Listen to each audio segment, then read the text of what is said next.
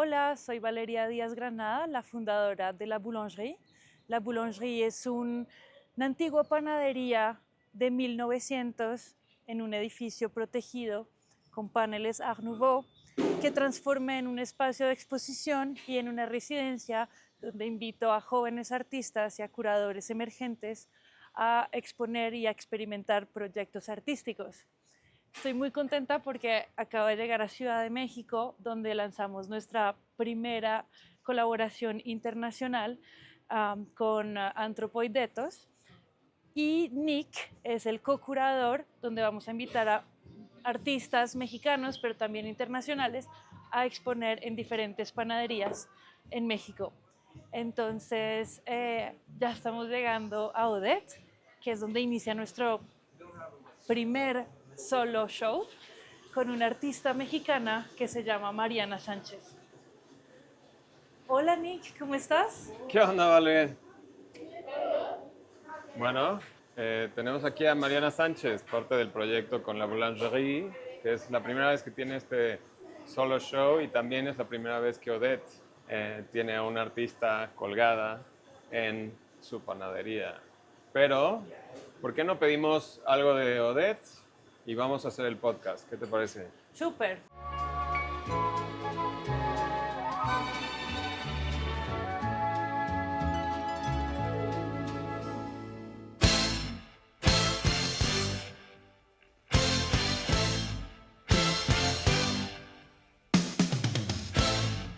Hola, ¿cómo estás? Bien, ¿y tú? Bien, muchas gracias por recibirnos. Te quería preguntar si has visto ya antes obras de arte expuestas en panaderías. No, ¿Y qué opinas, por ejemplo, de esta obra de Mariana Sánchez? ¿En qué te hace pensar o qué evoca para ti?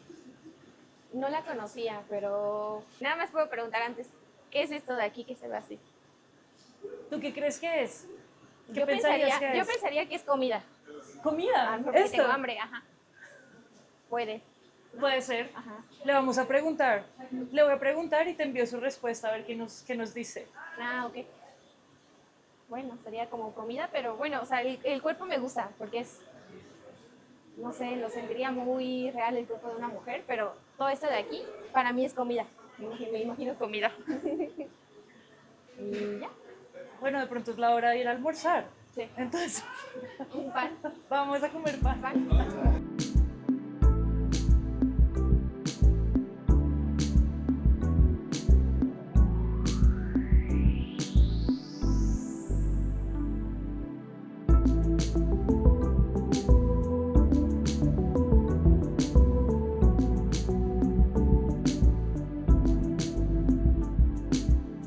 Bienvenidos a Antropoidezos, episodio 17. En esta ocasión se une con nosotros Valeria Díaz Granada, que es, bueno, colombiana, pero vive en París, es fundadora tanto de BioWolf, La Boulangerie y Rosso Granada, que son como asesorías de arte, algunas residencias. Bienvenida, Vale, ¿cómo estás? Bien, ¿y tú, Muy Nick? bien, todo en orden. Me da mucho gusto que podamos hacer este podcast, ya que hemos sido amigos por unos cuantos años y siempre es muy ameno, siempre es lindo hablar sobre arte contemporáneo, dado que ambos estamos en ese mundo. Pero me gustaría empezar tal vez con tu vida, o sea, ¿cómo es que creces en Colombia? ¿Dónde específicamente? ¿Y cómo es que te vas armando de la persona que eres hoy? Ok, bueno, primero que todo, gracias por la invitación. Y estoy muy feliz de estar en México, muy feliz de estar acá en este podcast. Me parece que estás haciendo un trabajo increíble y que Muchas gracias. también tienes como un background un poco similar, donde encontramos, digamos que puntos en común. Seguro. Y bueno, en cuanto a mi historia, soy colombiana, nací en Bogotá y estudié en un colegio francés en Bogotá, que se llama el Liceo Francés. Y desde ahí, digamos que tienen, o sea, tu educación es muy europea, por así decirlo. te inyectan un poco el ADN francés, y cuando terminé decidí irme a París, a estudiar a París. Siempre me había encantado París, mucho por culpa de Julio Cortázar, yo creo, y como, bueno, pues sus escritos, Rayuela, entre otros, pero siempre había habido como un imaginario ligado a esa ciudad, y cuando iba de vacaciones tenía como esos momentos de epifanía y me decía como, bueno, va a ser acá donde quiero estudiar y donde quiero vivir. Y me fui a París y empecé a estudiar filosofía. ¿En dónde? En la Sorbona, París 1. Claro. La gran facultad de filosofía de la Sorbonne, básicamente. La facultad de filosofía de la Sorbona, sí. Y fueron unos años increíbles, Yo empecé a estudiar filosofía porque tenía muchas preguntas y pocas respuestas. ¿Sobre qué eran estas preguntas que tenías? Sobre todo, o sea, sobre la historia, la cultura, el arte, la existencia, no sé, la moral, la política, la estética, la ciencia. Un poco de todo. Un Pero poco de ¿quién te todo. inculca entonces esto desde muy niña? O sea, tus padres están metidos, ¿qué han hecho o cómo es que creciste? Obviamente la escuela tiene un factor ahí importante, pero muchas veces nos crean más bien familiares o tíos o algún amigo muy cercano en Colombia que pudo haber afectado tu trayectoria. Pues digamos que fue algo muy personal, fue como sí, un cuestionamiento que surgió en mí, por así decirlo, y muy ligado al arte, como a la literatura, a la poesía, a la música, y yo creo que muy ligado también al contexto, digamos, como en el que estaba y a mi entorno, tenía muchos amigos como que se interesaban al arte, al cine, entonces como que nuestras reuniones siempre era como hablar de, no sé, de películas y de libros y de cosas así. Y en el colegio, digamos que en los últimos años tienes una especialización, te especializas como en científico, económico o literario. Claro. Y yo hice el literario y entonces como que, claro, digamos que todas tus materias o lo que estudiabas era relacionado con eso. Entonces supongo que ahí también empecé a nutrirme un poco más como de, sí, pues de referencias y de preguntas que me interesaban. Y en el colegio los literarios tienen como muchas horas de filosofía a la semana. Entonces ahí empecé como a profundizar un poco ese interés, yo creo que hacia esta disciplina. ¿Y tenías un buen profesor de filosofía Y que te tenía un buen inspiraba? profesor. ¿Recuerdas su nombre o no? A veces me gusta así que eches el mic drop. Le llamaban Monsieur Philo, Ah, es muy picado. pero su apellido es Monsieur Guillaume, Ah, ok. pero le decían Monsieur Philo. Ok. Y era un profesor muy interesante porque nos hacía abordar los temas como de una manera muy personal y se creaba muchas veces, siento, como una conversación. Y eso como que era interesante también. Y me acuerdo que había tenido notas no muy buenas hasta que hubo una disertación sobre la estética, si me acuerdo bien. Creo que era ¿qué es lo bello? Como c'est quoi le beau o algo así. Y ¿Qué es tuve la como, belleza, tal vez? sí, y ahí tuve como mi primera buena nota en filosofía y me dije como, oh, De aquí soy. esto me interesa y bueno, como que me motivó más de pronto como a investigar de pronto un poco más la filosofía estética o de la estética o del arte y siento que de pronto por ahí fue como que empezó un interés más específico, por así decirlo. La estética, sí, siempre es interesante. Creo que, bueno, al final, yo me acuerdo que también tuve un interés por estética, no al mismo tiempo yo creo que tú, más bien más tardío en la universidad, pero sí recuerdo a un profesor muy especial que se llama William Desmond, que es un irlandés medio, muy chistoso más bien, y bebía mucha cerveza belga, ¿no?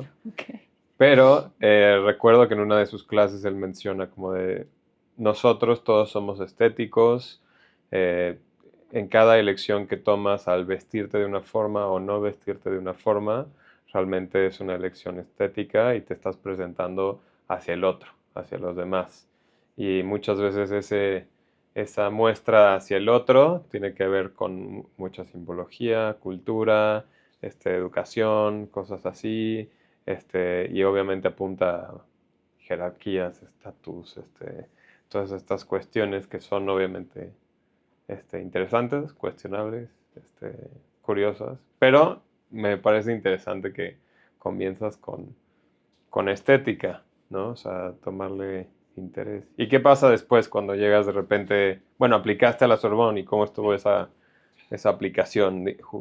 Apliqué a la Sorbonne y no, pues fue sobre todo una diferencia muy fuerte porque la universidad en Francia es muy libre. Yo venía, digamos, como de un cuadro donde como que sí, los profesores están muy pendientes de ti, hay como un seguimiento constante, obviamente pues el colegio es diferente. Y en la universidad en Francia estás completamente libre, si quieres ir a clase vas a clase, si no quieres ir a clase no vas a clase, y me costó un poco como adaptarme a esa manera de enseñar. Mm.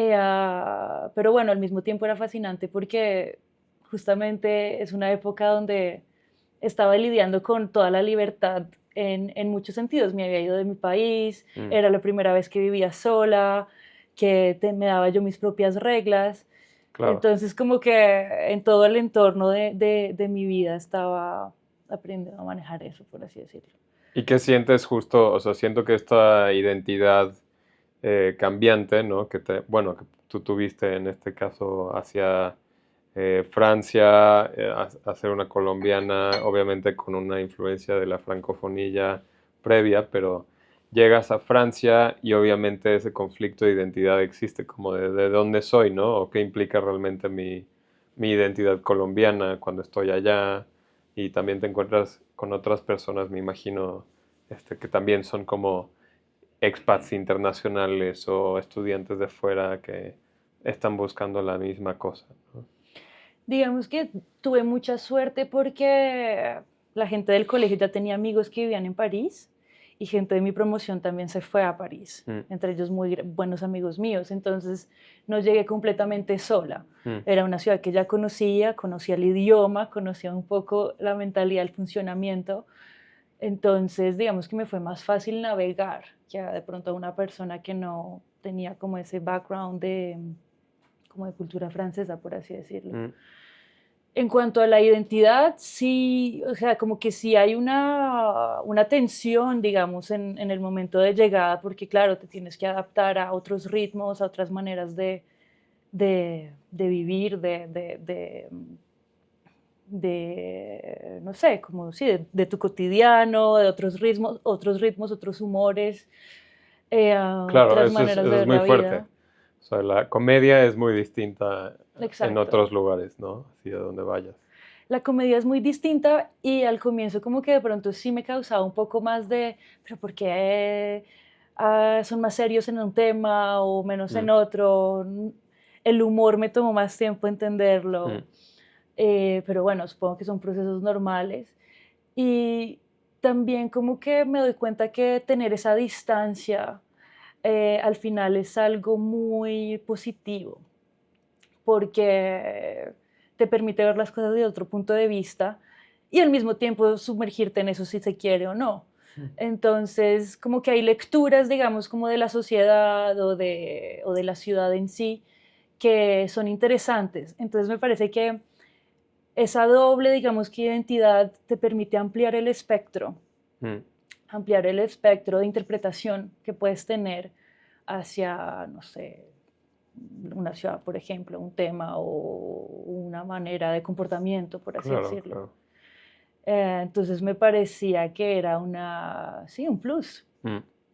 Sí, siempre es curioso porque puedes ver, digamos, la doble moneda, ¿no? Del país desde adentro, desde fuera, pero después ya que te acostumbras también a Francia, puedes ver esas cosillas como de, es que el francés es así, así, así. O sea, puedes generalizar de alguna forma, pero también verla desde la moneda externa, ¿no? Como de, "Hmm, o sea, esto se puede criticar, o esto no, o qué Exacto. onda con, no sé, colonialismo francés, o qué ocurre en Colombia, o no, me imagino entraste en varios dilemas también sobre política, cómo se manejan las cosas, exactitud, temporalidad.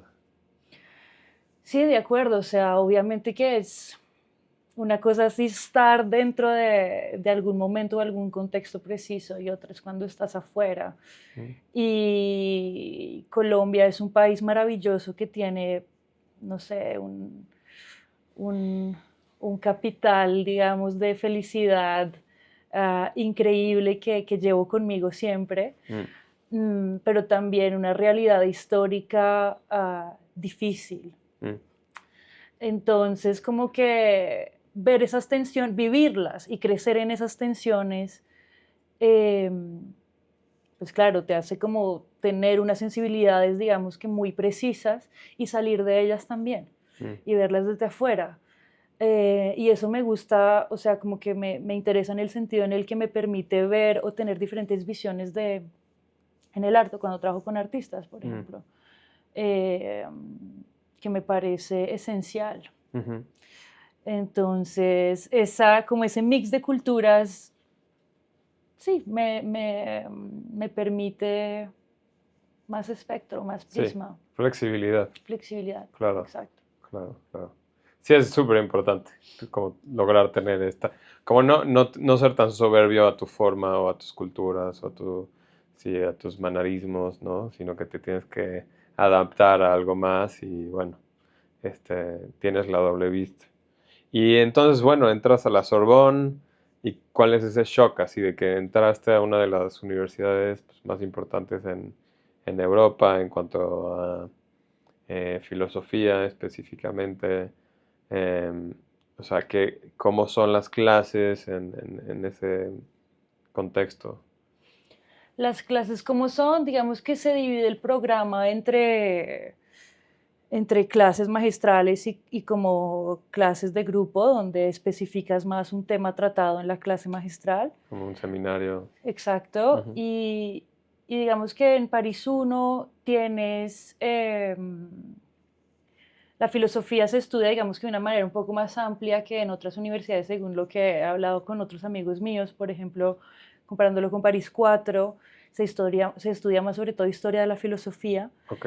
Y París 1 me gusta mucho porque era mucho más amplio y era como más temático. Entonces, obviamente que estudiabas historia de la filosofía, pero también había temas muy puntuales, como, no sé, eh, la potencia, o mucho más como clases nociones, la potencia, la ideología, el nihilismo, Mm, mm, y aprofundizabas, digamos que de una manera más temática, mm, lo normal, sí, lo sí. normal y lo patológico. Mm, Bueno, toda una gran, digamos que diversidad de temas y, por ejemplo, habría también clases de lógica, estudiamos mucho lenguaje, tenía un profesor que estaba haciendo un research también en Stanford y que estaba como justamente estudiando los comienzos de la inteligencia artificial, que yo mm, creo que en ese momento ni siquiera se llamaba inteligencia artificial, mm, pero como diferentes maneras de lenguaje eh, más, digamos que tecnológico, por así decirlo, mm. relacionándolo a una filosofía pues de la Analítica. lógica analítica, Mm, Wittgenstein, etc. interesante, ¿no? Interesante, ¿Te sí, gusta? obvio. Eres más de, obviamente, para muchas personas que tal vez no están tan, pues, aparentados con el lenguaje filosófico. Muchas veces se comenta como es filosofía analítica cuando se trata más como de lingüística y matemáticas, ¿no? Hacia lógica o lógica formal. Y también se dice como de filosofía continental, al menos en Europa, ¿no? Donde es un poquito más confusa o más, no sé, es otra prosa que se utiliza como para hablar de filosofía muchas veces, o es más histórica o más contextualizada, o más antropológica luego. Entonces la Sorbonne tenía obviamente estas dos mezclas, ¿no? Como, Sí, era algo como mucho más abierto. mm, Y sí, bueno, me encantó. Extraño mis clases de filosofía. claro. Sí. Y ¿te empiezas a especializar justo en estética o más bien empiezas a ampliar más como esa perspectiva que tenías desde Colombia? O sea, ¿es un salto que das hacia el mismo tema o realmente dices, no, ahora filosofía política se me hace más interesante o filosofía de la mente o fenomenología o ética o qué está Sí, pasando en tu mente? me interesaban muchas cosas, no era como solo un tema, digamos que la estética fue en ese momento en el colegio algo que me hizo interesarme un poco a la filosofía de una manera un poco más personal y Ujú, más íntima, por así decirlo, pero lo que me gustaba de la filosofía también y lo que me gusta de la filosofía son cosas que vas entendiendo después con el tiempo, ¿no? Como es sobre todo una actitud filosófica mm, hacia los problemas, claro. pues, los problemas o los temas o los contextos. Es, la, es, la, es que siempre está la pregunta, Mm, es que siempre está la pregunta, siempre está la duda y siempre está la curiosidad. Y esos son como digamos que temas o como hilos conductores que siento que llevo en mí mm, y que los aplico a mi vida personal o profesional claro. para justamente como creuser, ¿cómo se dice? Como para encontrar o escarbar un poco más en el trasfondo de las cosas, ¿no? Como que siento que después de haber estudiado filosofía no te conformas nunca con lo primero que escuchas o que ves. Mm, Siempre hay como una práctica sí, de, un escepticismo. sí, un escepticismo un poco constante, por así decirlo, por así decirlo. Y que puede ser esquizofrénico, ¿no? En muchas circunstancias. Bueno, tampoco lo llevamos hasta ese punto, pero la pregunta siempre está.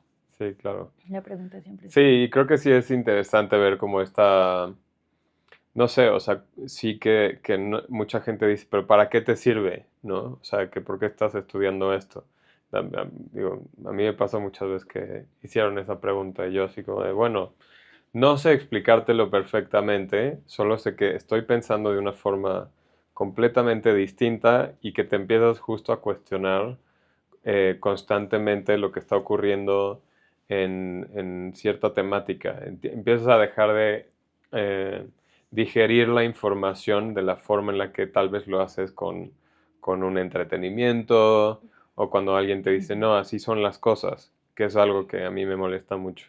Es porque así es, no, bueno, o sea, suerte, o sea, porque para nada es así, ¿no? O sea, y también te mete, yo creo, o sea, la verdad es que em, te mete un pensamiento que yo siempre lo vinculo mucho que también al pensamiento científico, o sea, como ese origen de la duda, ¿no? O sea, como que deberíamos obviamente la ciencia te mete esta onda de tienes que probarlo o tienes que buscar la evidencia, y ya hay como este método que se utiliza, pero sí se averiguan las cosas y tal. Pero en filo siento que luego es más extremo, como de, a ver, tu planteamiento es correcto o es esa perspectiva, no sé, está apoyada por qué cosas que ya crees, ¿no? Entonces te pone siempre un paréntesis ante el mundo, ¿no? O sea, cuestiónalo, cuestiónalo, cuestiónalo. Sí, exacto. Siempre hay como ese espíritu crítico Exacto.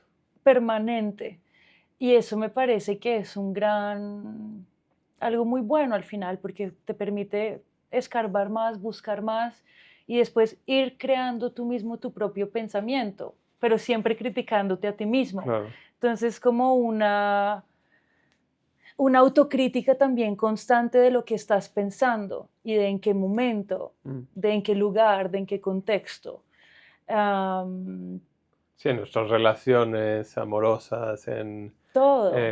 sí, algún tema muy complicado, agresión que exista, hay una cantidad de temáticas que puedes obviamente tocar con el método de cuestionamiento, ¿no? Que sí te enseñan, ¿no? De O- acuerdo, y también como que en esa metodología filosófica argumentativa también eh, hay una constante como cuestionamiento también sobre el origen. Claro, O sea, el origen siempre está como en la superficie, ¿no? O pues en la superficie del razonamiento, porque es, bueno, ¿de dónde vienen estas ideas? claro, Y de dónde las sacaste, y bueno, y las argumentas y todo, pero ¿de dónde? ¿De dónde claro, aparecen? ¿Dónde claro. salen? ¿Cuál es Sí, la...? que las motiva, ¿no? O Exacto, la genealogía de la exacto. etimología, genealogía, Y entonces sí. siento que la filosofía de una manera u otra tiene esa raíz Ujú, constante con el origen y la evolución del pensamiento en diferentes momentos históricos ujú, hasta hoy. Entonces, bueno, es como ujú, un tema de interés que, personal también, que me gusta explorar y pensar. claro. Y bueno, entonces te especializas un poquillo hacia todos los temas que te daban o qué acabas haciendo al final como de tu Al estadía final de filosofía, como bueno, no puedo, tengo demasiadas preguntas claro. y salí con el triple de preguntas más y quería algo más concreto. Mm, Quería algo más concreto y me dije, bueno, voy a empezar me interesa la política. mm, Empecé a estudiar un máster de ciencia política am, en relación con América Latina, entonces había mucho como filosofía comparada y cosas así, perdón, política comparada y cosas así. Y después, justo cuando estaba haciendo ese máster, todo mi grupo de amigos o como mi entorno siempre han sido artistas, o fotógrafos, o directores de cine, escritores, bueno, como que siempre ha habido un ambiente muy creativo alrededor mío. Y entre esas mis amigos empiezan a tomar más fotos, a hacer exposiciones, a montar proyectos mm, y empecé como a trabajar con ellos o pues como a hacer cosas con ellos de una manera muy orgánica y, y me gustó muchísimo y me dije como, bueno, creo que la política no tanto, creo que la política no tanto. Y a partir de ahí como que empecé a meterme más con arte y a trabajar con artistas y a hacer curadurías y a hacer proyectos y a irme a viajes con amigos míos a hacer documentales mm, en la India o órale, bueno, a explorar, digamos que zonas más desconocidas que sobre todo viniendo de Colombia, pues geográficamente están muy lejos mm, y, y me interesaba ver cómo vivían o cuáles eran las maneras de pensar de otras culturas, otros pueblos. mm. O sea, de hecho hay un interés hacia lo antropológico. Sí, obvio, sin duda, sin Mm. duda. ¿Y qué es, por ejemplo, de India, que es algo que te llama la atención? Obviamente, entiendo que es una cultura intrigante, ¿no? En muchos sentidos, pero ¿qué es lo que dices como de esta visión o esta perspectiva? Uy, muchas cosas. La India fue un viaje espectacular y que me cambió la vida de una manera u otra. Era la primera vez que me confrontaba con una cultura tan diferente a la mía, porque de una manera u otra pues seguía en una cultura occidental. Mm, Y, y me fui a hacer un documental con un amigo mío que se llama Tomás Pinzón, que me dijo, estoy haciendo un documental sobre los sadhus, que son estos ascéticos que renuncian a todo mm, por el hinduismo, por la religión.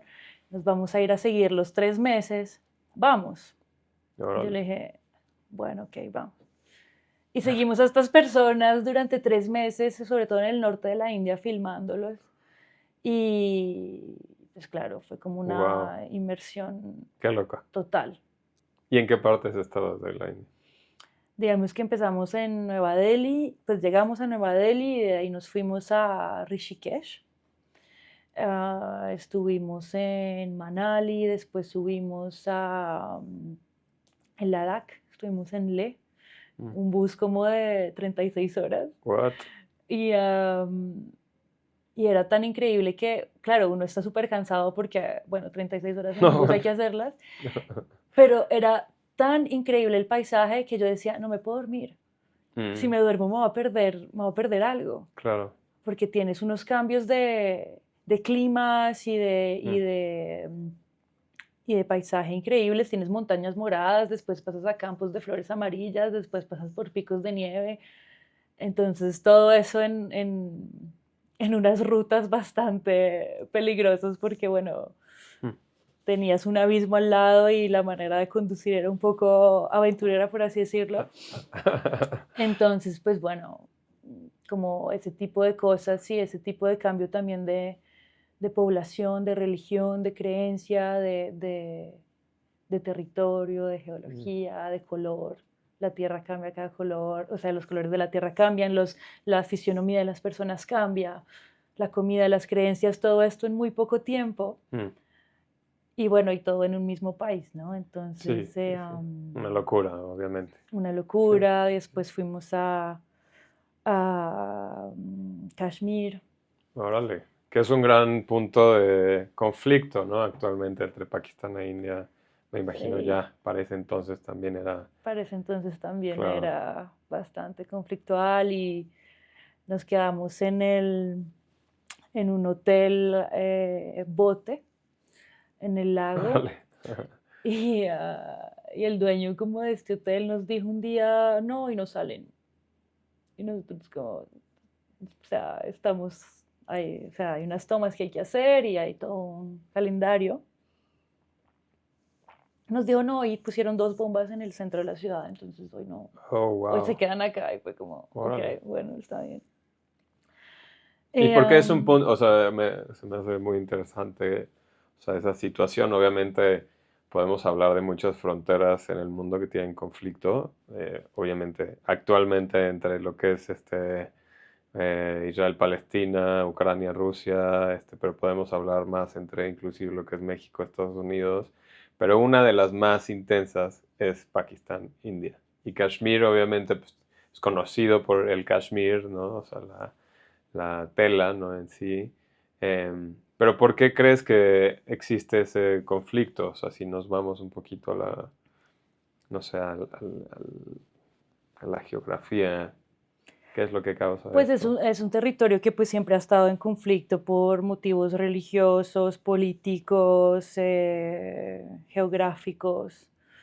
Am, Sí, los ingleses pusieron ahí su frontera medio artificial, ¿no? Y causó como cualquier frontera dibujada por alguien externo tiende a ser un problema, ¿no? Pero se me hace interesante justo, pues que sí es una frontera en creencias, ¿no? Justamente. O sea, divide a la población musulmana de la hindú.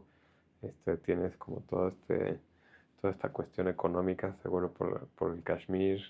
eh, claro, pero también lo que era fascinante en la India era ver cómo tantas religiones podían convivir claro. en diferentes ciudades, ¿no? Ahí hay Mm. puntos territoriales o geográficos donde cambia la cosa, por así decirlo. Y, y bueno, sí, no sé, fue un viaje increíble y después de ahí fuimos a Benares, a Varanasi. Am, increíble, muy fuerte, unas imágenes muy fuertes, te confrontas con maneras de entender la vida, pues completamente diferentes a lo que tú tienes como lo que ha sido una educación de pronto más católica en Colombia, Mm. o aún así fuera más laica en Francia, pues sigue habiendo como un, ¿Y en qué sentido? O sea, ¿qué es lo que veías? no sé, la muerte. Mm. O sea, en Benares el tema de la muerte es muy particular. Mm. eh, ah, y era pues algo que yo no conocía. Entonces, ¿Y en qué sentido? Pues, si nos podemos meter tantito en eso. O sea, ¿te refieres a que por la cultura como católica que existe tanto en Colombia como en Francia se lidia de una forma con el ritual de la muerte, con lo que se hace con el cuerpo, con la existencia de que lo que significa y en este espacio era sí, en son, su digamos, totalidad como distinta? entender rituales de una manera diferente también, como ver rituales también distintos, ver una concepción de la muerte diferente, según una creencia, una religión. Y pues en Benares, pues yo nunca había visto un cuerpo en llamas frente a un río. Órale. Entonces, cuando empiezas a caminar al lado del Ganges y ves que pasa una vaca y pasa un mico y hay unos niños jugando cricket y pasa alguien a ofrecerte un boat trip en el Ganges y ves a un cuerpo pues incinerándose, Mm, y todo esto pasa como en un mismo lugar, mm, pues hay mucha información. wow. Y Sí, que también se supone que se purifican en el Ganges, ¿no? Pero al mismo tiempo la gente también echa desperdicios al Ganges, ¿no? Es un conflicto ahí muy raro. Bueno, para alguien que no está tal vez acostumbrado a ver este sincretismo, esta combinación de cosas. no diría conflicto, me parece que conflicto es Mm, una palabra muy, pues como que enfoca un punto de vista muy específico. ujú, Pero bueno, no, es una manera de ver la muerte, de relacionarse con la muerte muy diferente que va ligada a unas creencias de otras religiones. Y lo que me interesa también, lo que me gustaba mucho ver o explorar o cuestionarme era como esa relación humana saliéndose del cuadro religioso mm, y a esas interacciones. Bueno, y un montón de cosas que pasan en el Ganges, el tipo de madera que utilizas, dice según una jerarquía social o no, mm, los olores, las luces, los colores. Todo tiene un significado y bueno, me gustaba como explorarlo y era una apertura para mí a los 20 años de ver una manera completamente de entender el mundo y bueno, de explorar culturas diferentes, ujú. modos de pensar diferentes. De ahí nos fuimos a Nepal Ah, wow. y también digamos que era muy interesante estar, por ejemplo, en Lumbini, donde nace una de las religiones pues, más grandes del mundo, a entender el origen o tratar de entender el origen. Mm.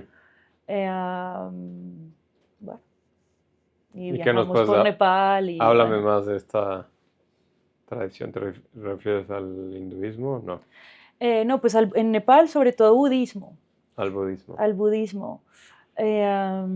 Pues que fuimos a Y un budismo Lumbini. muy específico, ¿no? Que tiene Nepal justo. Sí, pues digamos que es donde nació, pues donde está el mito de la Mm, génesis de Siddhartha y ujú, entonces donde después va a ser, renuncia a ser príncipe para dedicarse al budismo después de haber descubierto las nobles verdades. Y, y bueno, ya después el budismo tiene muchísimas ramas y claro, muchísimas variantes, pero lo que me interesó fue explorar ese comienzo, mm, o como ser testigo claro. De de... algún tipo de noción de origen. Sí, Claro. Sí, yo también creo que, o sea, es una temática interesante. O sea, yo creo que también estamos, no sé si mm, podría usar la palabra obsesionado, ¿no? Porque sí creo que nosotros buscamos ese origen constantemente, ¿no? Y muchas veces asumimos que hay uno, ¿no? Que es sobre un origen y lo estamos buscando y se han desarrollado disciplinas para buscar eso, cuando muchas veces yo siento que esa noción pues tiende a mitologizar lo que ese momento primario significó, ¿no? Muchas veces se utiliza por la política actual para hablar de cómo es que ciertas personas u otras deben de, o merecen tener un territorio, un espacio, pero en sí creo que lo curioso es lograr estudiar, como dices, como estos orígenes que existen así en nuestro mundo, en nuestras culturas. Y sí, cuando indagas encuentras pues estos mundos que te pueden explicar mucho de cómo somos como humanos, pero también de todas las formas en las que eh, nos justificamos ciertas acciones que hacemos, nuestros hábitos, ¿no? sí, de acuerdo, y siento que esa búsqueda un poco como del origen también está relacionada de pronto a un contexto contemporáneo en el que he visto o he explorado pues un nihilismo completo. Mm, un nihilismo que puede ser o que es destructivo, un nihilismo que sí, que pues también está muy ligado al narcisismo. Y entonces es como primero yo, segundo yo, tercero yo, y me parece que puede ser un poco grave y delicado. Entonces también digamos que seguramente ese interés por buscar el origen en diferentes culturas, civilizaciones, también busca tratar de explicar un contexto contemporáneo y si ese contexto contemporáneo busca algún origen o no. Y bueno, es digamos que un proyecto de investigación que tuviste tempranamente. sí, digamos que algo así, en el que sigo investigando, ¿no? Pues sí, es Digamos fascinante, estoy de acuerdo. ¿Y un qué pasa long-term entonces? research. ¿Te mueves de esta experiencia, vuelves a París o qué ocurre? Bueno, entonces después de la India vuelvo a París. Difícil volver como ese cambio A una ciudad. a una ciudad tan, sí, como tan fuerte, después de haber estado tanto tiempo afuera. Y después me quedo en París y pues empiezo a trabajar con artistas, empiezo a hacer curadurías, exposiciones, proyectos, etcétera. Y en esta búsqueda constante de un poco del challenge de querer ver y entender diferentes puntos de vista, me voy a Japón, me voy a vivir a Tokio, donde me propusieron un trabajo para manejar una colección privada. ¿Y cómo, pero antes de eso, cómo, o sea, estás llegando de la India, pero cómo acabas lidiando con arte contemporáneo de La alguna India forma? fue cuando estaba todavía estudiando filosofía. Ok. Era mientras estaba haciendo mis estudios de filosofía. Después, pues empiezo a hacer este máster de ciencia política y empiezo a trabajar con mis amigos en arte, con varias galerías en París. Y, y ahí alguien me dice, ay, bueno, conozco a alguien, como una introducción por medio de una persona, para hacer un proyecto, pues para trabajar en Japón. Y yo llevaba como varios tiempo interesada en Japón de una manera más como histórica, interesada sí, en ese país y en ese territorio, justamente por extranjero, porque era muy extranjero a mí. Y, y bueno, y finalmente me hicieron una propuesta, pasé las entrevistas y me fui. Y me fui a Tokio sin conocer a nadie, sin hablar japonés. Y también otra experiencia preciosa porque, bueno, era descubrimiento entero, a 100%. Y también me gustaba verme a mí ¿cómo se dice? En un espacio completamente diferente.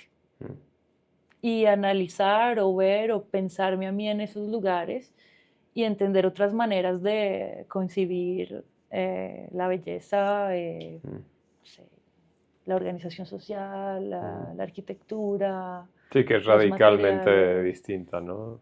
De nuevo. De nuevo, Aunque está exacto. interesante que vas como de estos lugares que religiosamente tienden a ser más católicos y te fuiste al hinduismo y acabaste en budismo zen, básicamente. Algo así. Algo así. Y en esta colección en la que estabas, o sea, ¿qué tipo de obras estabas como buscando o buscabas como obras contemporáneas o era más como algún tipo de modernismo japonés o de qué estamos hablando? No, era una colección privada moderna. Mm, Tenía mucho arte europeo. ok.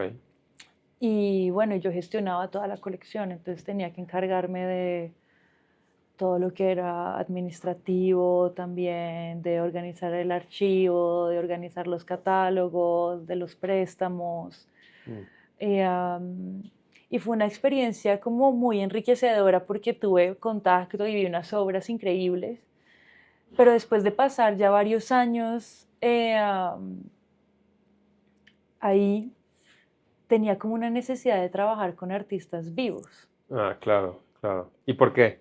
Así, si nos metemos a ese tema, o sea, porque a mí me ha parecido interesante también ese contexto. Yo empiezo similar o un poco distinto a ti en otra situación, pero también tuve este conflicto como de, bueno, es que he lidiado la mayoría de veces con, obviamente ayudando a coleccionistas y así, pero lidiando con artistas que ya murieron hace un rato, que han agarrado valor en el mercado.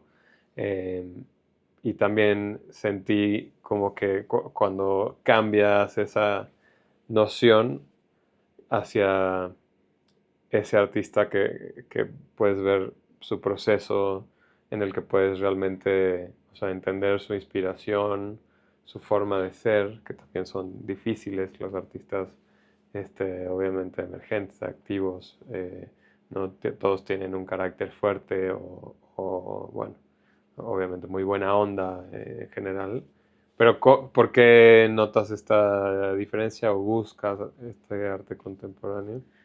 Siento que vuelve un poco a mis bases filosóficas y a mis preguntas de filosofía, Mm, en vez de quedarnos en algo con, pues, a veces un poco intangible, necesitaba materialidad. mm, Y necesitaba materialidad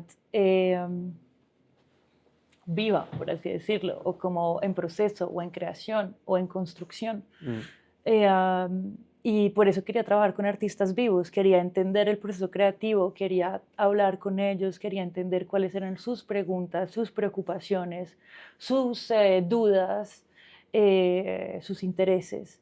Y sí, y quería que fuera, digamos, que una conversación muy humana y muy personal. Independientemente también del lado artístico, me interesa mucho la persona. Siento que mm, me interesa ver también qué hay de una manera, en el inconsciente o en la profundidad de cada ser para de pronto entender un inconsciente colectivo de una manera más general. mm.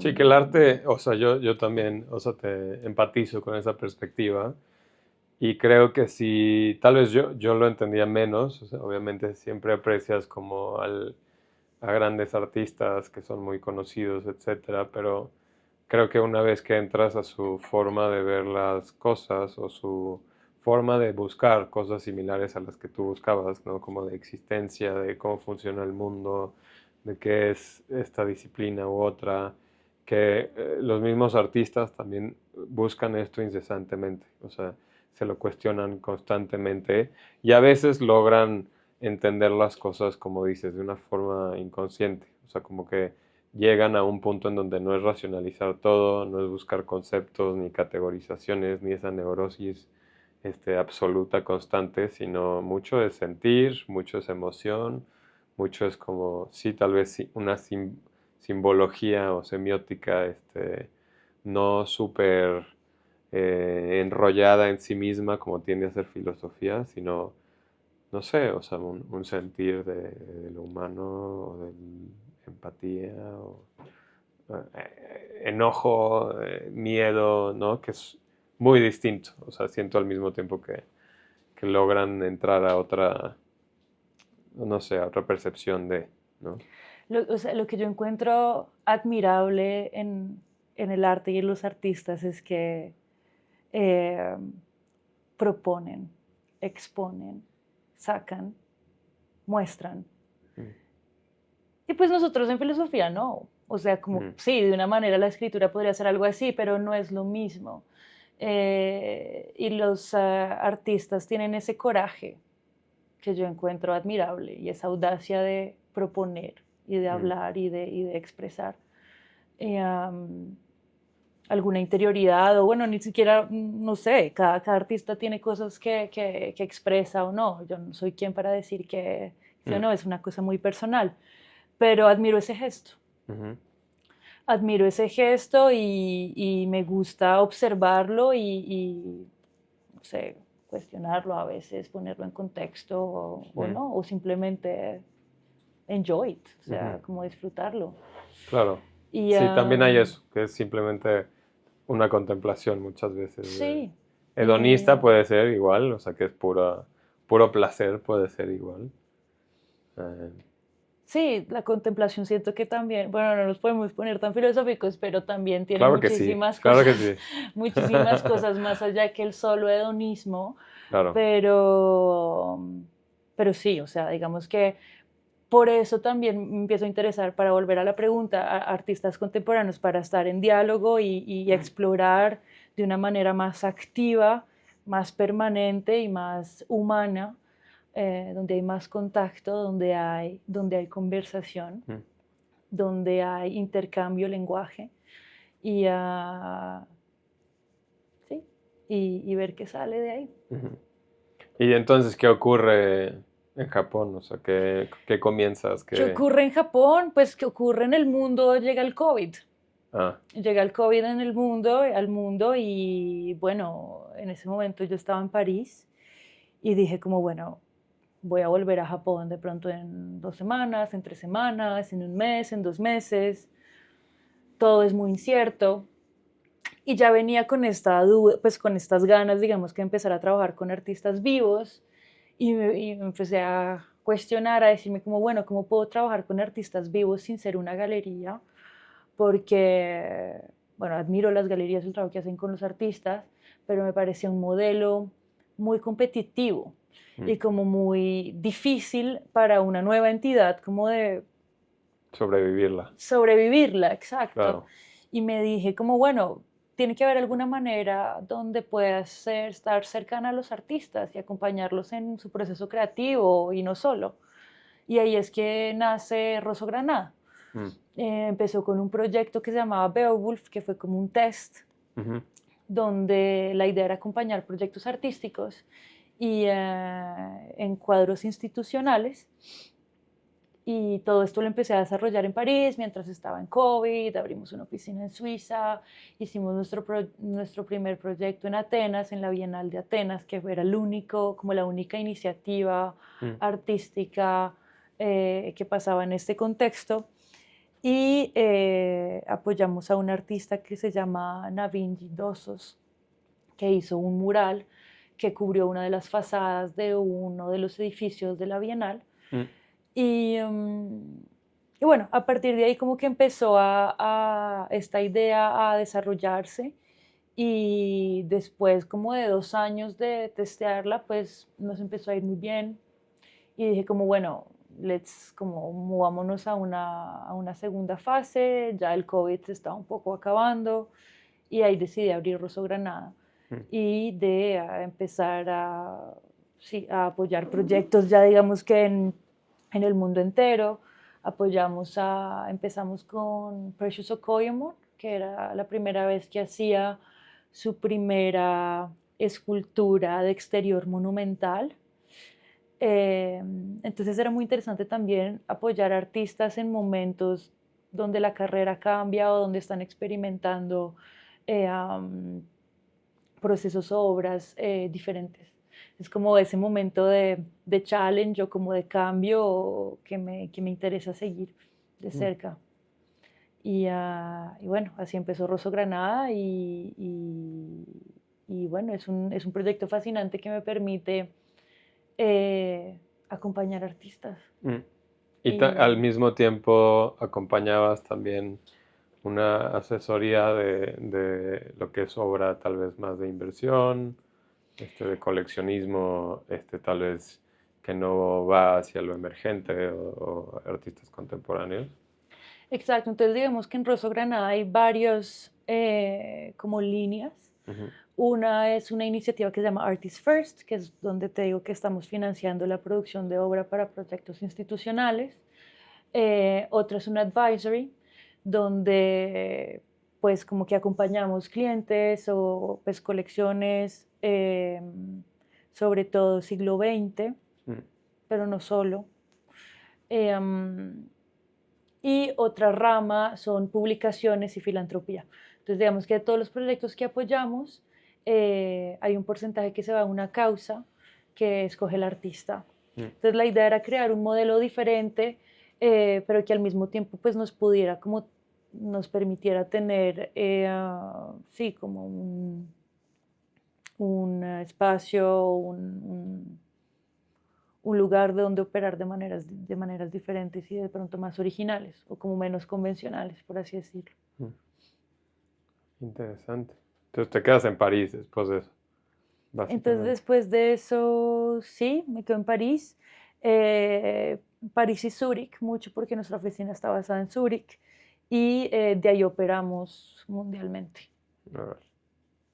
Pues sí, creo que llegas a entender como algo de forma pues ya madura, ¿no? Como con este entendimiento del mercado de arte que tiene que ver más con estos coleccionismos que buscan arte moderno o tal vez pues sí, pre, o bueno, podría ser moderno, no sé, es muy amplia la categoría, pero impresionismos, obras muy chonchas en el mercado, que ¿Qué puede es que se... chonchas?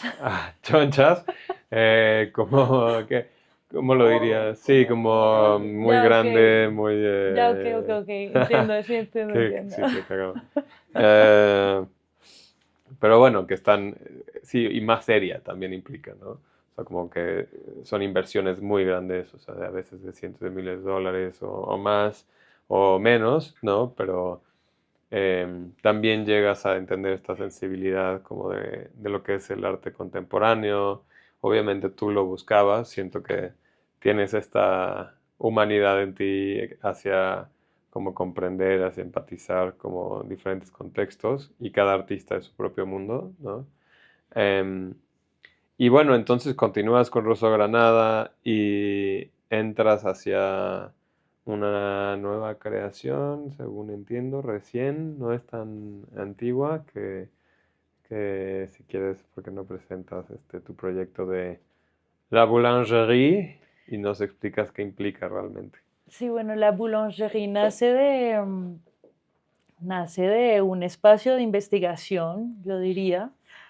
La boulangerie es una antigua panadería Ujú, de 1900 en París, en el barrio 9, en el 9e arrondissement de París, que está protegida, es patrimonio y tiene como toda esta fachada antigua y como unos espejos, los mármoles, todo el techo también pintado sobre vidrio. mm, Y es un contexto, digamos que muy cargado, y era una antigua panadería de barrio que decidí transformar en un espacio de exposición y en una residencia donde invito a artistas y curadores emergentes a presentar su trabajo.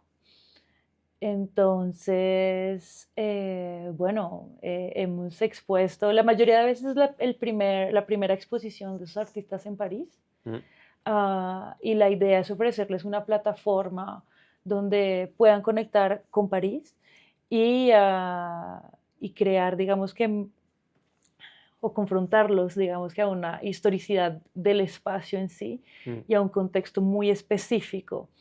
Es un challenge, o sea, es un challenge en el sentido en el que busca no que el espacio se adapte a la obra, como puede ser el White Cube, sino ver cómo la obra se adapta a los espacios. mm. Am, Sí, más in situ. exacto, y ver cómo esos layers de la obra en sí, del espacio en sí, del público que viene a estos lugares, pues crean, digamos que unos diálogos o unas conversaciones diferentes, Mm, unas problemáticas diferentes.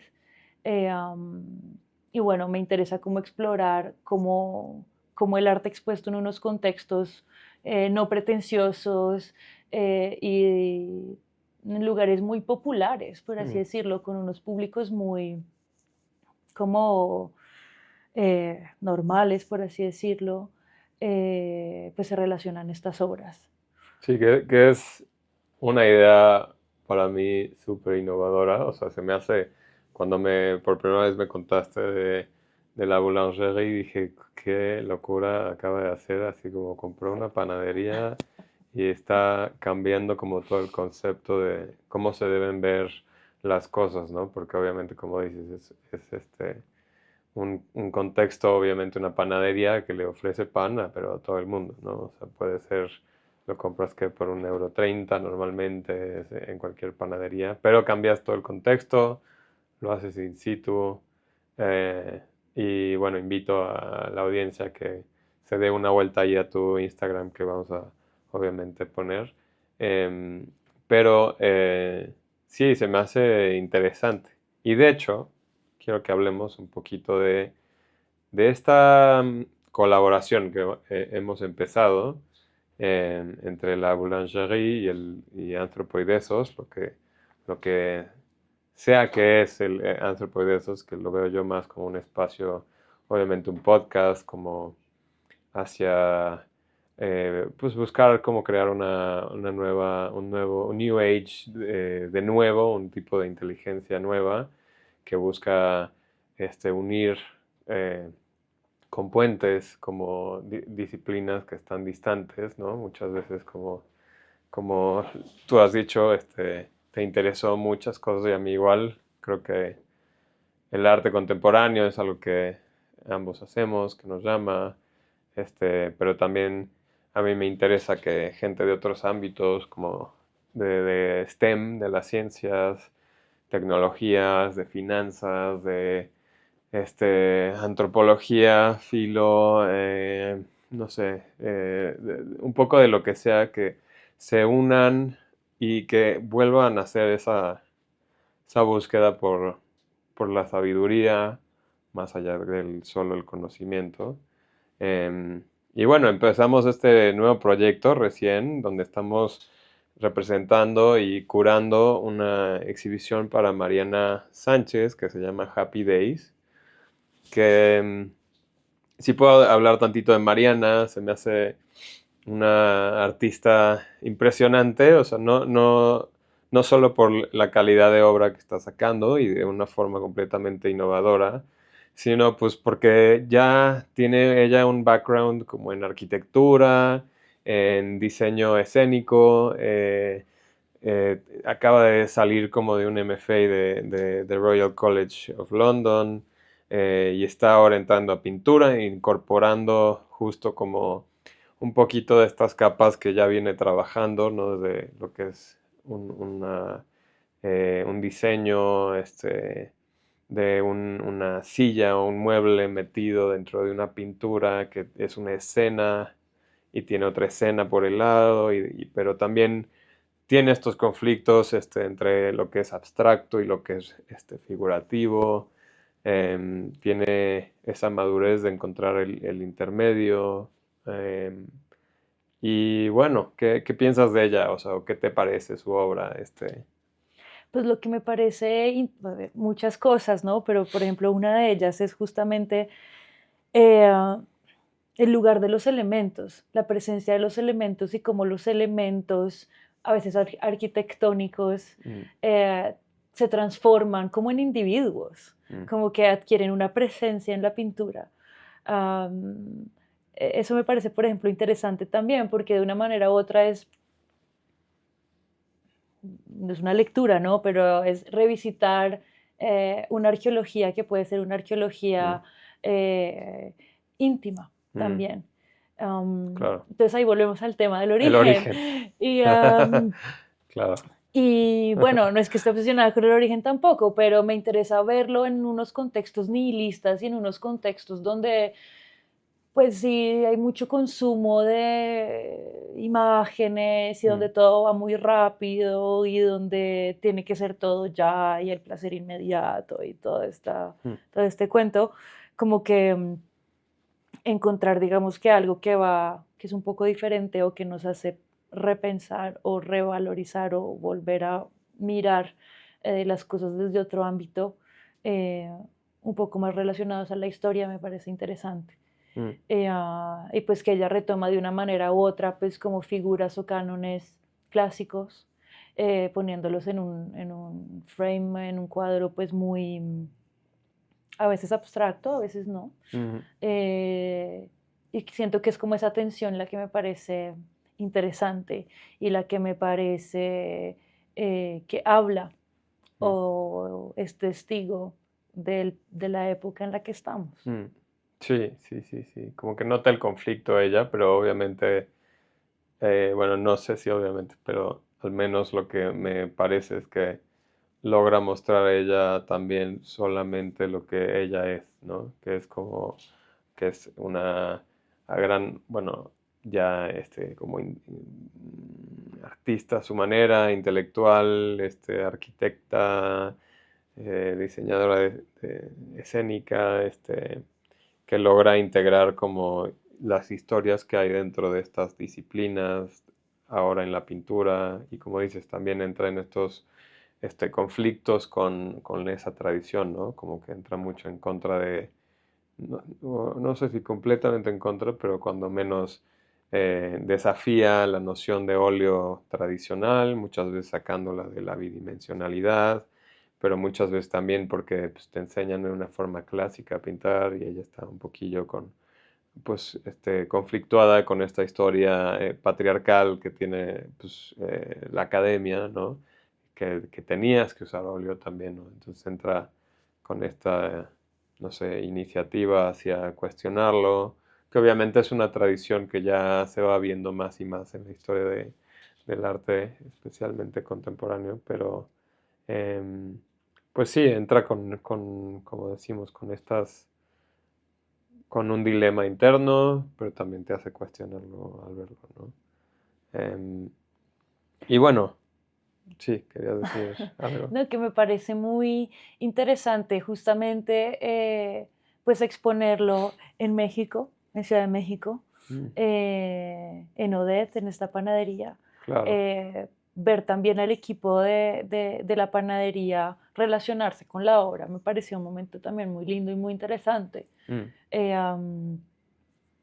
es tocar como ese o conectar ese hilo humano de una manera muy simple y directa. mm, Y me parece que a veces hay mucho como bla, bla, bla intelectual en la presentación del arte o de las obras o de las exposiciones.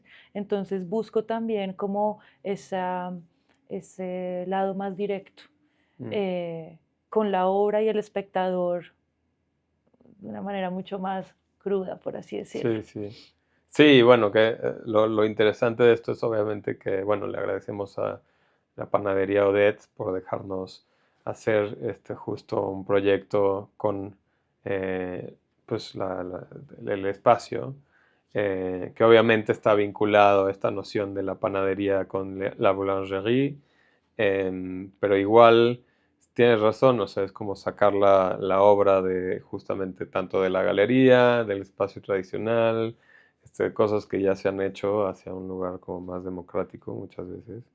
Em, Y ver cómo el espacio también se adapta a la obra claro, claro, y la obra se adapta al espacio. claro. Eh, am, pero sí, no sé, me parece muy interesante y también verlo en otro país, con otro público, en otro idioma. Mm, eh, ah, Sí, esos links que se pueden ir creando de otra manera. Igual la Boulangerie es un proyecto, es un laboratorio, ¿no? Es mm, un proyecto de experimentación. No busca dar una doctrina o una idea concreta. mm, Es una experimentación constante y que creo que va a ir evolucionando según el artista, el público y el espacio. mm.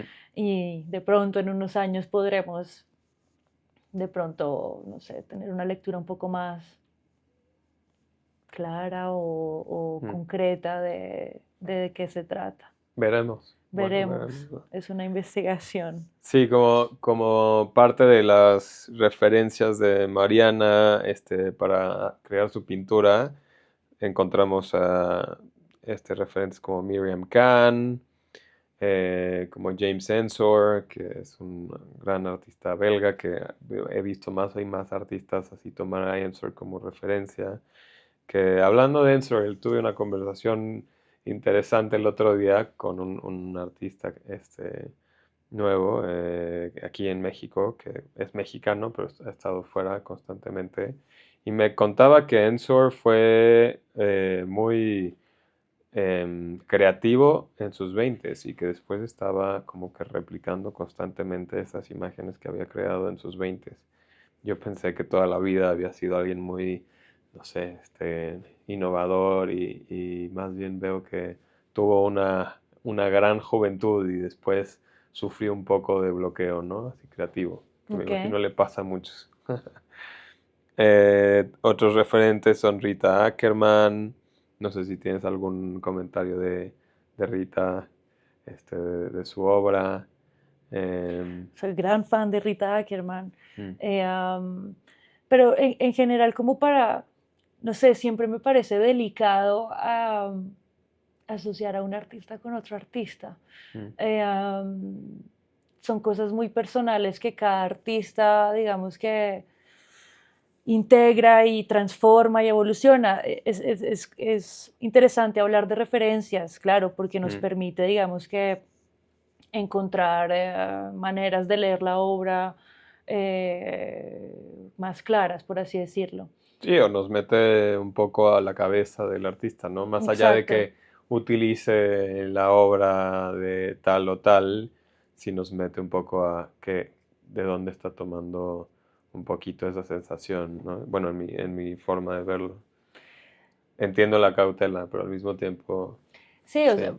personalmente sí veo el trazo Mm, es sobre todo la línea de Ackerman mm, que podría reencontrar a veces en la pintura de Mariana y el mm, color, mm, sobre todo el color de la línea y el grosor de la línea, no sé cómo explicártelo, ujú, ujú, ah, que se encuentra en la paleta de colores, pero también, por ejemplo, con Miriam Kam, digamos que sí me parece muy fuerte y muy evidente esa referencia que ella utiliza, o sea, sobre todo pues en los retratos.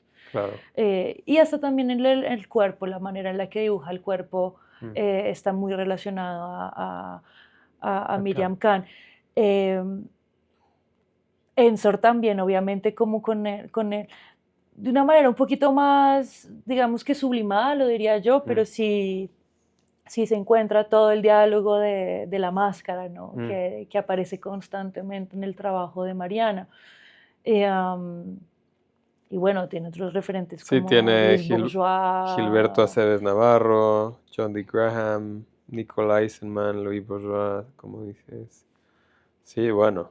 Y es un artista que ha vivido en varios lugares, ¿no? Está entre Nueva York, México, tiene esta como información que le ha llegado desde de estas dos capitales pues, del arte de alguna forma y también de Londres, ¿no? Donde ha pues supongo que completado un ciclo para su técnica o su forma de ver las cosas. Em, Lo que me parece interesante, justo que hablabas de influencias, es de ver cómo ella las absorbe mm, y las traduce. ujú, Eh, am, y digamos que eso es lo que me parecería interesante, ¿no? Ver cómo es esa posición en un momento contemporáneo y esa absorción de todas estas referencias y figuras históricas eh, en un contexto de un artista joven. mm. Eh, am, Eso me parece muy interesante.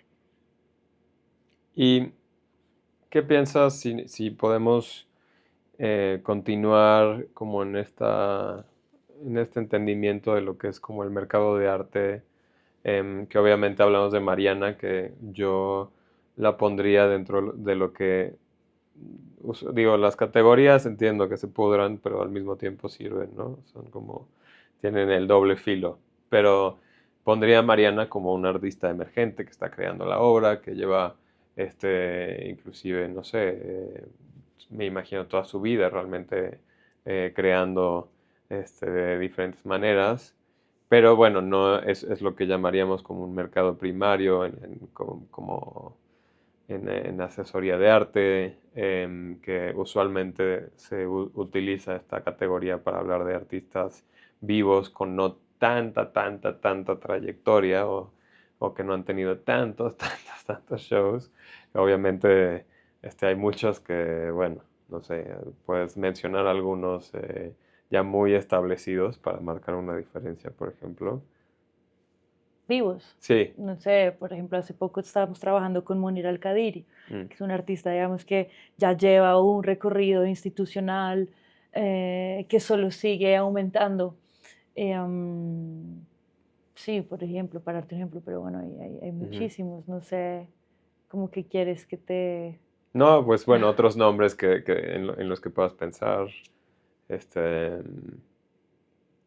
yo pienso en un gran amigo mío, que es Alois Kronschlager, que también ya ha estado en muchas instituciones, ya está muy establecido, tiene muchos coleccionistas en Nueva York, algunos en París, en Turquía, en Argentina, Perú. O sea, hay como, obviamente, estos artistas que ya están concretándose y también están como en la segunda parte de su creación o de esa madurez de vida. Y bueno, para mí sí, Mariana está avanzando de formas muy curiosas. La considero todavía como una artista emergente que está construyéndose más y más.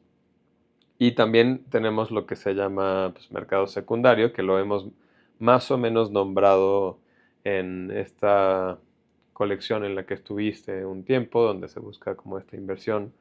Hablemos un poquito de ese mercado. Creo que es algo que se mantiene constantemente en la oscuridad y quisiera yo ponerle un poquito de luz como a ciertos nombres en el mercado secundario que tú notas que son interesantes o que actualmente siguen buscando, porque obviamente, no sé, mucha gente que esté involucrada en el mercado de arte o que esté informada del arte en general, nota que hay muchas noticias sobre, bueno, hay menos inversión en cierto rubro del mercado de arte, otro porcentaje de coleccionismo se está yendo, chance a artistas más innovadores, emergentes como Mariana Sánchez, ¿no?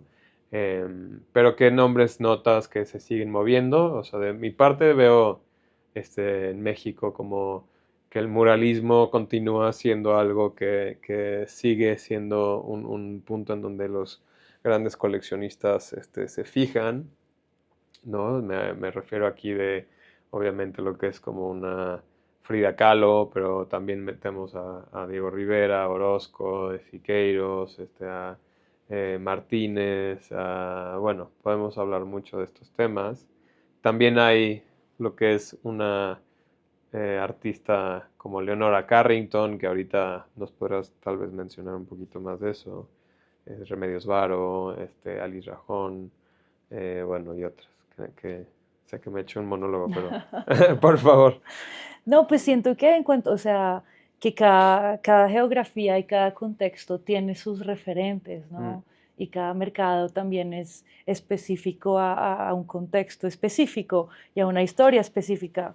Eh, en general, cuando me dices qué figuras como que siguen siendo predominantes, pues es un poco como las grandes figuras, ¿no? Que se conocen. No sé, Picasso, Louis Bourgeois, Andy Warhol, Jean-Michel Basquiat. Kusama, yo veo mucho interés en ella. También Eh, va a haber una exposición ahorita que abre en la Fundación Beyeler en Basel. Bueno, digamos que estos grandes nombres, ¿no? De figuras ya establecidas, históricas, pues sí hay un interés, digamos que comercial y de coleccionismo también muy interesante por justamente el valor simbólico e histórico que tienen. Pero bueno, también hemos visto una evolución en cuanto a espacios e interés por artistas latinoamericanas, mujeres que fueron un poco olvidadas y que también están ausentes en las colecciones europeas. Hay muchos museos donde estos nombres no están, no tienen ninguna presencia y donde ¿Cómo cuáles? ¿Puedes decir? no sé, por ejemplo, la colección del Pompidou no tiene obra de Leonora Carrington, pero fue una de las artistas más influyentes, sigue siendo, pero del siglo XX. Fue olvidada muchísimo tiempo y hace poco como que sí hay otra vez un coming back y un interés por su obra. Pero bueno, digamos que aún en Europa sobre todo, y bueno, en América Latina también, hay vacíos en las colecciones institucionales. de estas figuras. Entonces, es interesante ver esa revisitación de las colecciones, a qué se refiere y qué quiere decir, y qué figuras ocupan qué lugar. Mm. Entonces, bueno, es algo en lo que yo estoy trabajando también como representante pues, del estate de Leonora Carrington y de Ana Mercedes Hoyos, que es una artista colombiana, una de las figuras más importantes del modernismo en Colombia y en América Latina, muy poco entendida o mal comprendida, pero que juega un rol determinante en la historia del arte. Entonces, como que ese rol también un poco como de ir llenando esos vacíos de historia en colecciones institucionales, pero pues privadas también, me parece muy interesante. Sí, por supuesto.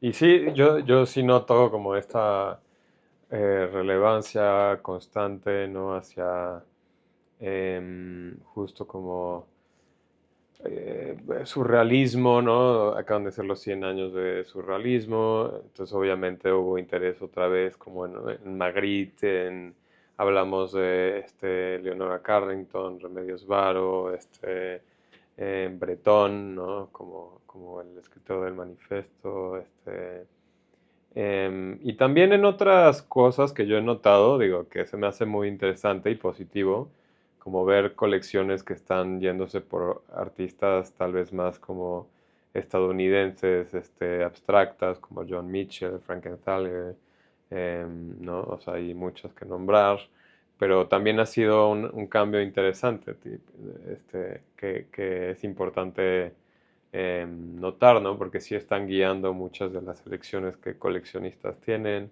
hacia dónde están apostando como su inversión, ¿no? Em, Sí, me parece interesante también porque eso también implica un cambio de paradigma, Ujú, un cambio de punto de vista.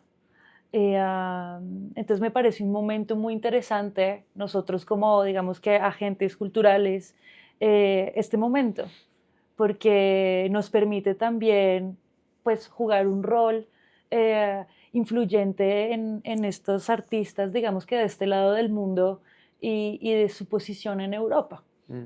Entonces, digamos que hay una visión colonial, postcolonial, que es interesante tratar. O, o abrir los diálogos con o abrir esos diálogos también Mm. con figuras como artísticas como estas. Sí, es completamente. También veo, recientemente ocurrió algo muy curioso en lo que es tal vez como la perspectiva de lo latinoamericano en específicamente Londres, donde en National Gallery por primera vez se exhibió a Velasco, que es un paisajista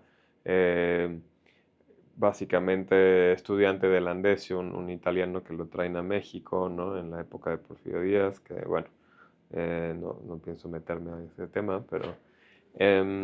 pero es curioso ver que esta es la primera vez, o sea, o sea, ¿hace cuánto pintó estas cosas Velasco? Yo creo que hace 120 años, a veces 140, 100 años, ¿no? Y es la primera vez que se pone un foco como en un artista latinoamericano de la época. Obviamente creo que es un cambio, un paradigma, ¿no? Que no se había visitado desde esta perspectiva o de este vernicular en Reino Unido, ¿no? Digamos, no en Europa tal vez, porque París siempre ha tenido tal vez a veces un pie en América Latina o Suiza tienen colecciones ahí latinoamericanas, ¿no? España, bueno, estas partes, pero sí se me hace interesante y creo que va a modificar la forma en la que se acerca el coleccionismo a América Latina, ¿no? O sea, creo que habla bien de lo que está ocurriendo acá, de que ya hay una historia, una trayectoria muy fuerte. Obviamente estoy nombrando pues, más artistas mexicanos, pero obviamente podemos hablar del impacto que tuvo Botero, ¿no? Un colombiano pues, que cambió completamente la perspectiva global del arte latinoamericana. Eh, no sé, de qué otros. Bueno, podemos pensar igual de Elio Oitichica en Brasil. eh, Olga de Amaral, de muchos otros referentes que están como así, cambiando esas perspectivas y haciendo que el mundo también dé la vuelta hacia Latinoamérica, ¿no? Sí, siento que lo más interesante es de preguntarse por qué en este momento está ese ojo puesto sobre América Latina. Mm, ¿Cuáles son las preocupaciones occidentales que guían, digamos que, la investigación hacia este lado del mundo? mm. ¿Y por qué en este momento? ¿Y tú cuál crees que es? No sé, tengo varias teorías, pero Ajá. como buena filósofa tengo Mm, mis dudas también mm, de las razones. claro. Eh, ah, Sí, un momento interesante pero extraño que hemos hablado en el podcast con otros artistas también, es tipo la Bienal que acaba de ser, ¿no? Donde se buscó esta noción como del extranjero, ¿no? Y indigenismo, pero mucha minoría metida ahí en la conversación, con tal vez una perspectiva bondadosa del curador brasileiro, pero al mismo tiempo fuertemente criticada por el resto del mundo de arte, ¿no? O sea, que decía, bueno, o sea, si esto crees que es indigenismo o decolonización, estás en perdido, ¿no? O sea, esto no es la forma de hacerlo, no sé. O sea, creo que hay un punto de fricción muy fuerte sobre esa temática, ¿no? De la que me imagino estás pensando. Pero me imagino. sí, o sea, son temáticas muy delicadas porque también tocan temas históricos, políticos, económicos, sociales, Mm, muy sensibles.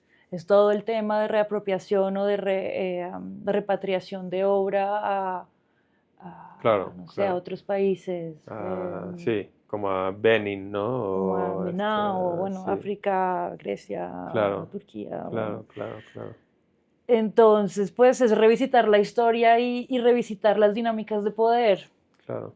Y como una obra pues materializa todo esto, ¿no? Y son temas que meritan un espacio mucho más amplio para ser discutidos que pues que un espacio como más Mm, informal que es este podcast, que lo podemos hablar y tal, con libertad, por favor. pero, pero son temas muy delicados donde también me parece que hay posturas o opiniones o comentarios muy como así por encima sí, como superficiales y me parece que no, pues que hay que ser un poco más prudente a veces Mm, con estas mm. temáticas. Prudencia, prudencia.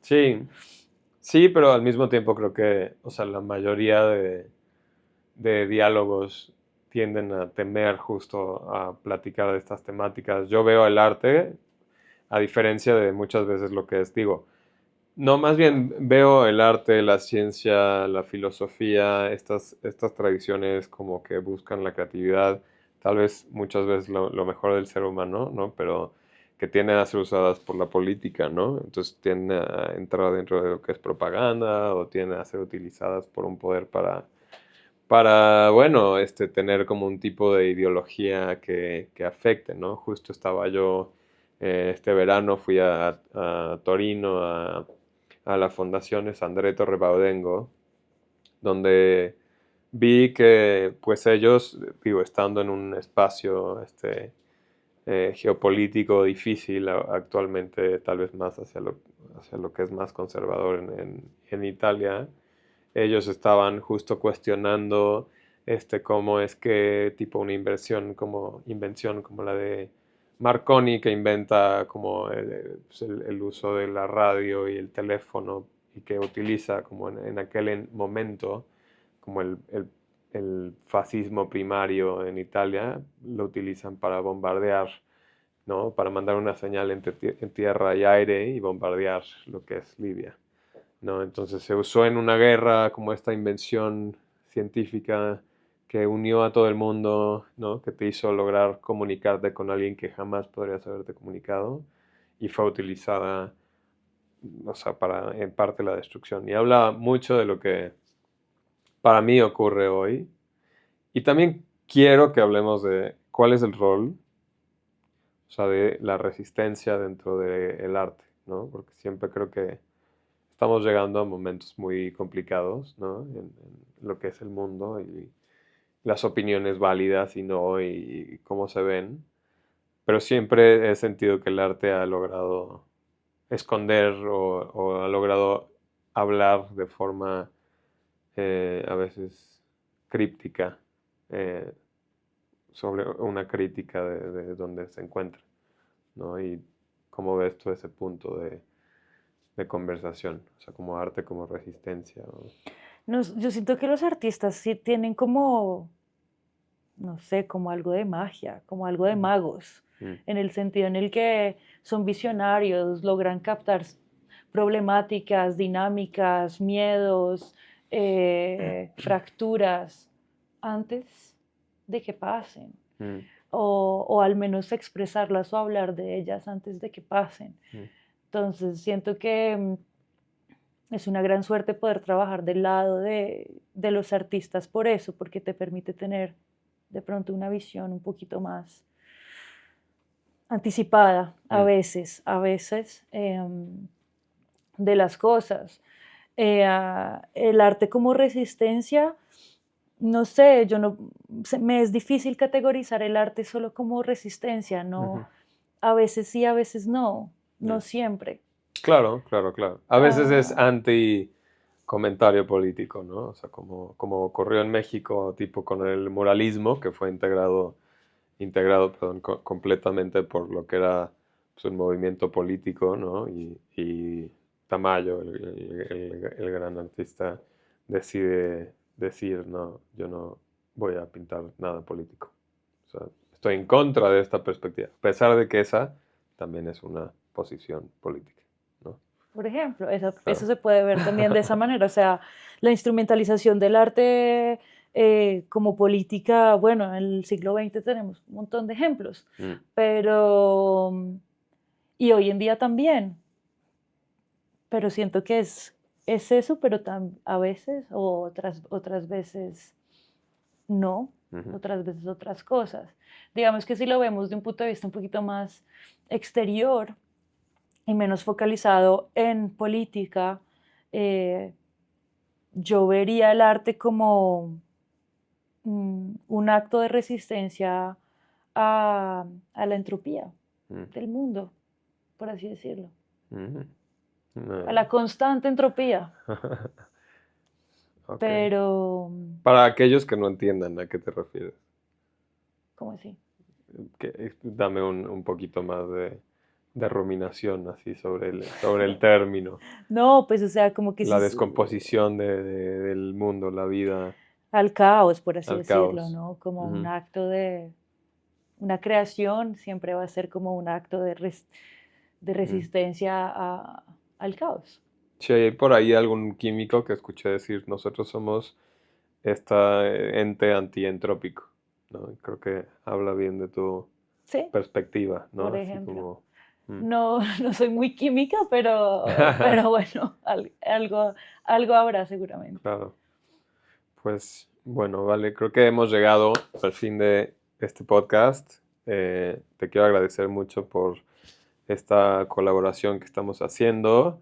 No dejen de ver la obra de Mariana Sánchez. Pongan atención a La Boulangerie, que siento que es una, no sé, una nueva idea, un nuevo Un modelo, laboratorio, un laboratorio un exacto. espacio de experimentación, un espacio de, sí, de nuevas propuestas. También siento que eso, que hoy en día es interesante ver, hay muchísimas nuevas propuestas Sí, y qué interesante, claro. qué cool que hayan ideas y que pasen cosas. Y la Boulangerie es una de ellas que busca un contexto muy específico. eh, y que me he dado cuenta poco a poco, pues digamos que en ese proyecto investigativo que, aunque uno no lo crea, el pan y la panadería en sí ha estado muy ligada al arte y a los artistas. Mm, Y hay una historia, por ejemplo, fascinante de Vermeer, que es que en un momento pues no tenía más dinero y va donde su panadero y le paga el pan con obras de arte mm, y el panadero termina teniendo dos obras de las más icónicas de órale, Vermeer, wow. eh, Entonces, bueno, la relación artista-panadería existe desde Ajá. hace muchísimo tiempo y, bueno, interesante explorarla hoy en día, en la actualidad. 100%. Interesante. Bueno, no sé dónde te pueden encontrar, en Nos Instagram. pueden seguir en Instagram en @laboulangerie.art y en Rosso Granada para que sigan nuestros proyectos que tratan de hacer posible lo imposible. Exacto. Y por favor, suscríbanse al podcast en YouTube, que estamos como Antropoidesos, y también en Spotify. En Instagram nos pueden encontrar como Antropoidesos_Art Advisory. Mil gracias. Gracias, chao, chao.